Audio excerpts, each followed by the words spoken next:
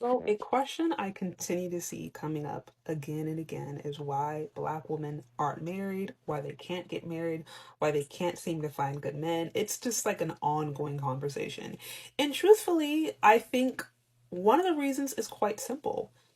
They don't want to. It is not a cultural value in Black American culture, at least. And we have to be honest about this. How many of us grew up with mothers or aunts or uncles, aunties, grandmothers, whatever, women in our family or close friends, older women we looked up to, who specifically encouraged us to focus on our career, to get college, to get our money up, and then once that is settled, to maybe think about relationships. I know so many women who heard that.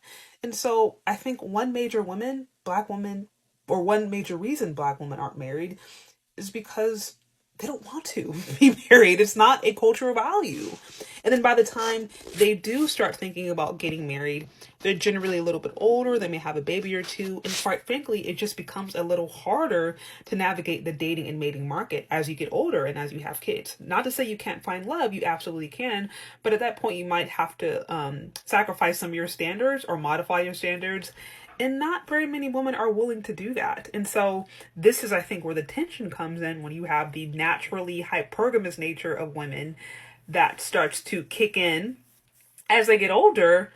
And they may want men of a particular status or want men that makes a particular amount of money, but then maybe those men aren't available, or maybe those men want somebody who are younger, and then it just frankly gets more complicated. And so again, it's not to say you can't find love as you get older, you absolutely can, but there has to be the reality of this come to Jesus moment of Black women largely are not married because it's not a cultural value. We're not taught when we are young by our mothers, our grandmothers, our aunts, the women in our family, that it is a value. We aren't taught how to be wives. It's not something that is passed down to us. We are taught to be strong and independent and to get our own money, and then maybe see men as a necessity when we get older, when we have had our fun, um, partially just as a backup plan, right?